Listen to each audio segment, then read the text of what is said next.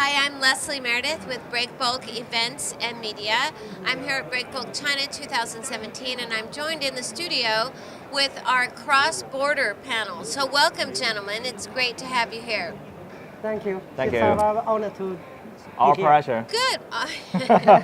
Well, let's start at this end. Introduce yourself. Tell us a little bit about the company you work for, and your perspective on the cross-border challenge. A highlight from something that you spoke about on your panel.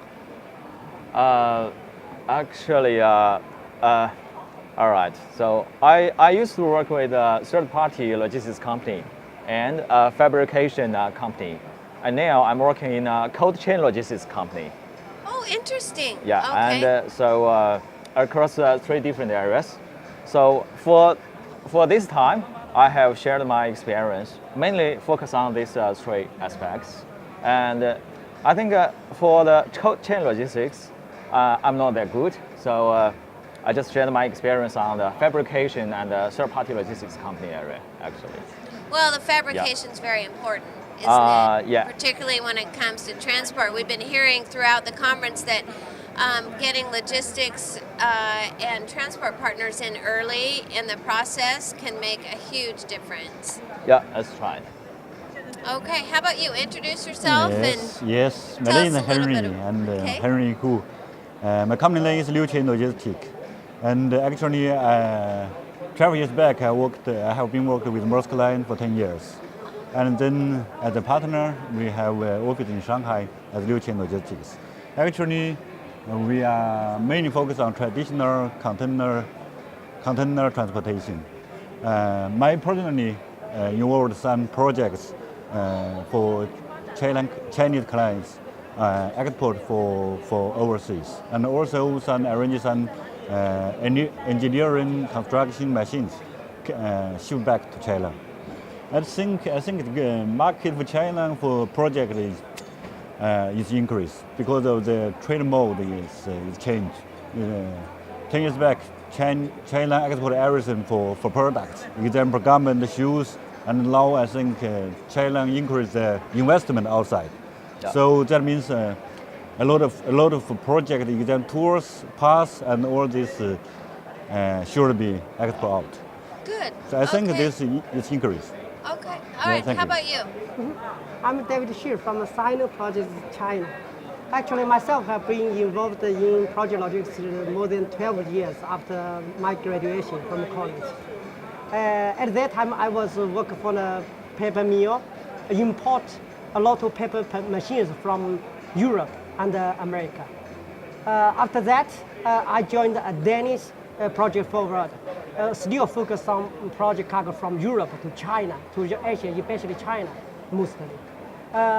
Almost 60 years ago, or to 7 years ago, I have a chance to, during my trip to Russia and Mongolia, I found a big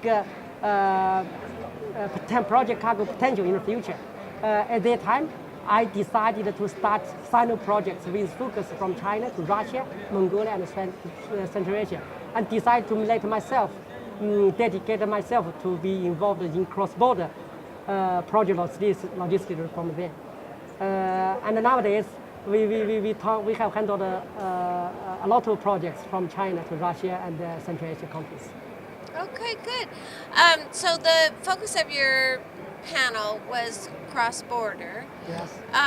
What are the challenges that transporters or shippers might face moving goods from China into Russia, into Mongolia, other countries that you covered, that you would not encounter in other places of the world? What is special about this market that you need to be aware of?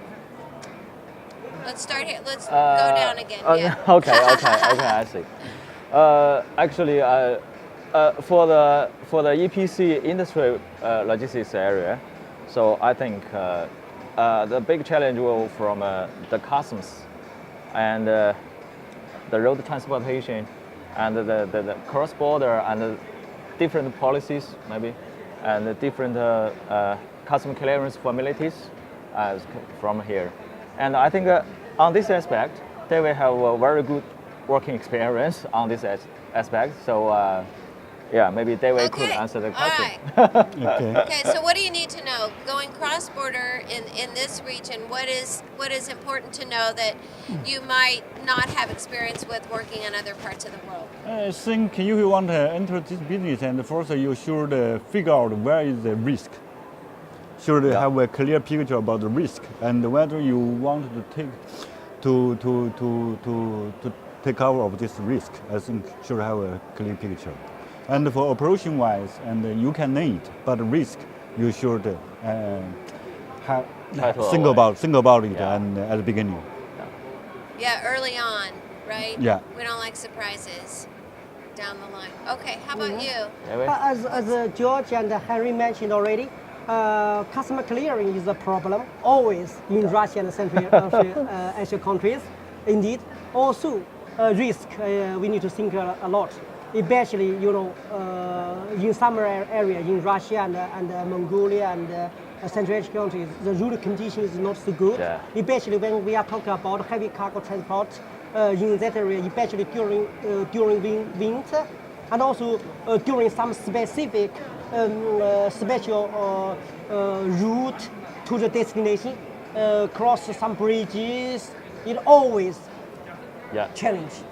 The Yes. season and the weather. Yes. All of them. So always before every project, before operation, it takes time first to check the route in very detail, to judge it, to make sure it's workable.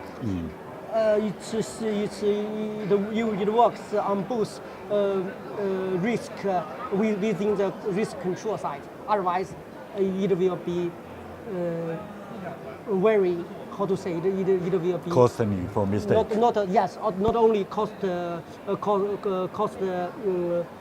not only cost, but eventually cargo damage or much worse things may happen. Right. Yeah. That's good advice.